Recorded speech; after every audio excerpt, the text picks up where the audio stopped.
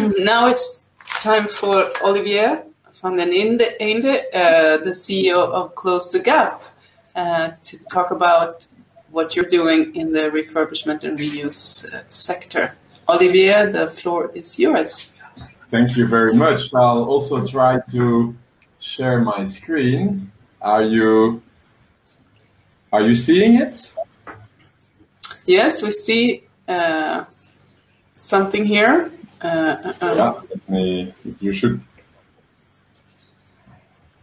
Let me see. But it's not starting. There you go. Yeah. Now you see it? No, now it disappeared. Now you got it on your screen, but not ours, unfortunately. Oh, okay. So I should do it again. Yeah. Oh yeah, I think this will be better. Yeah. You see it now? Now okay. We see the PowerPoint. Yes. Go for that one. Yes. Can I leave it like this? Is it visible or? Yeah. You can just make your notes section smaller so that if you move the click, you see move that one. There you go. Perfect. All right. Thank you. Thank you, Simone, for the great assistance in this one. But likewise, like Sebastian, I want to express how grateful I am to be here on this exciting conference, and specifically on the panel here on remanufacturing and the possibility of maintenance and refurbishment. I'll also show a couple of slides, but I'll go a little bit quicker over some because Sebastian has, since we are both of us in different geographies, active in the IT asset disposition, he has given lots of great insights on some of the overall topics that I will not repeat.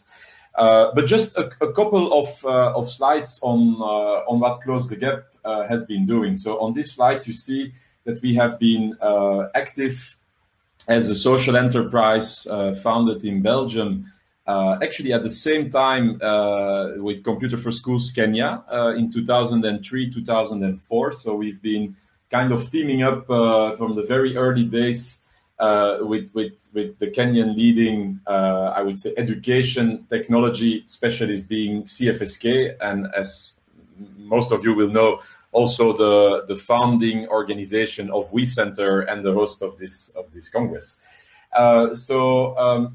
Since our beginning of our activities, we've more or less collected over 1 million computer devices, most of them from Central Europe, where we expect that we have been able to reutilize a large portion, more or less 30%. So only the highest quality of the equipment that we categorize as A quality is being shipped to, I would say, to new users like in African clients and partners of ours.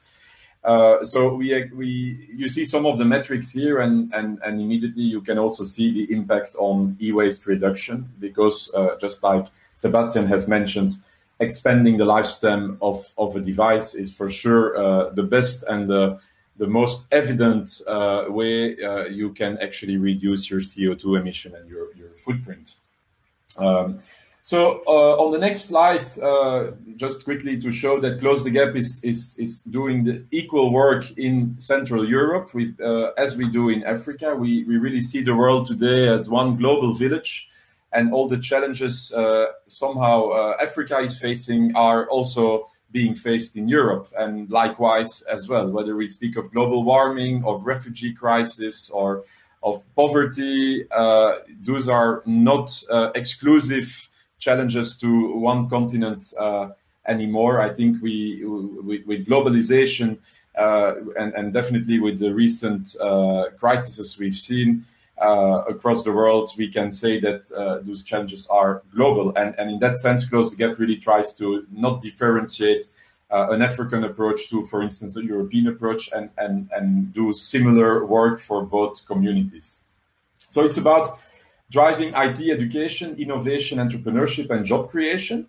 And the reason I'm putting this forward on this conference here is because I really believe that refurbishment and in a certain way turning e-waste from an issue, a challenge, a threat into an opportunity of making much more volume of devices available for reuse is basically a triple win. A win for the environment, a win for the new users, often being users from relatively disadvantaged communities, because those that cannot afford the new prices, definitely in emerging countries where there is not that much availability on the markets.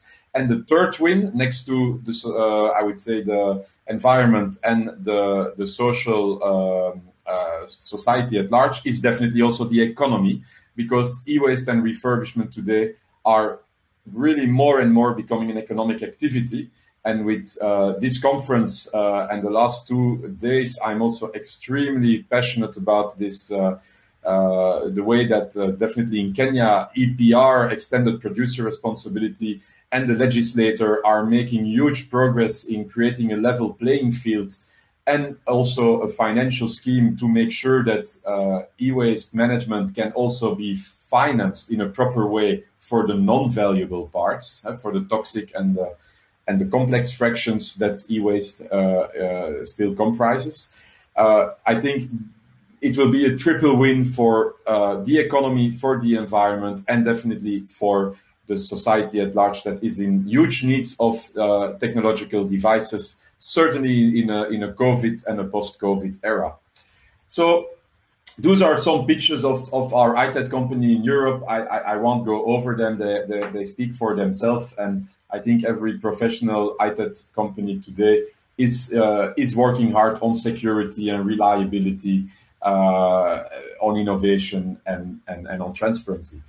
What I want to finish my presentation with is more a focus on what we've been trying to set up in Kenya, what we've been doing since 2 years now under the umbrella of Close the Gap Kenya, with 2 activities being the Circular Economy Hub in Mombasa, where we have an ITAD company that has just been, let's say, founded and invested in, and where we have also a tech incubator and a hub.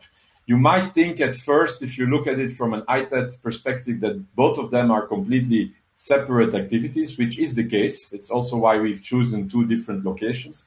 But they are definitely mutually reinforcing, because a tech hub in a remote, I would say in a coastal area of Kenya, being in Mombasa with a city of also 1 million people at large and 6 million in all the coastal counties, you definitely need a large volume of quality and affordable devices to cater also for the tech needs of the youth in the coast, and to help them in leapfrogging their ambitions in becoming tech entrepreneurs. So Close the Gap in Kenya is a certified benefit corporation, a B Corp, so a social enterprise. And here you see some pictures of our ITAD company. So this is in Kenya, in Mombasa. It's a 1,500 square meter facility where we have similar operations as the ITAD companies that we see in Belgium, in Europe, but also at Sebastian's site in Sweden, for instance. It's a highly professional, clean and dust-free environment with automated conveyor belts for laptops, for smartphones, for TFT screens, for hard drives with the shredders and all of the best practices that companies need to have security about the end-of-life treatment of their devices, and definitely also with the greatest opportunity of revamping and upcycling the best quality equipment to put it back, in this case, in the Kenyan market.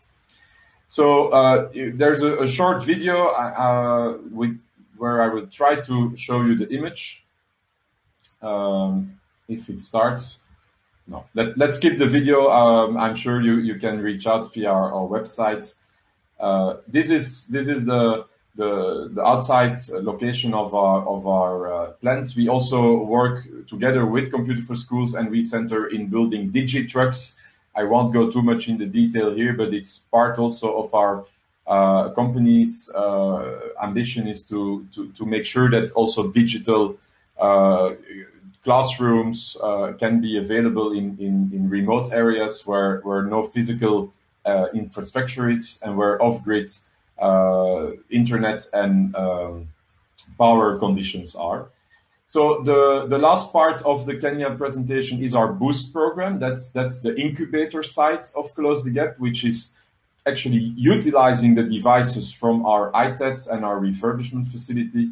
Here we created in Niali, near Mombasa City, a hub, an incubator, a modern co-working space, also one of 1,400 square meters. For the Kenyans amongst us, it's based in the Ratna Square. It was one of the first shopping malls in Mombasa that somehow got some availability in terms of space, as new malls originated in other areas in the city.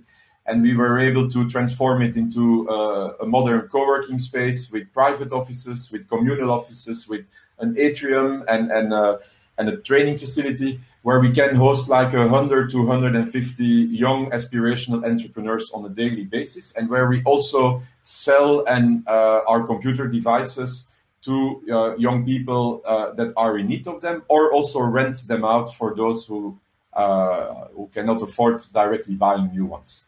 So here you see some of the images of that hub.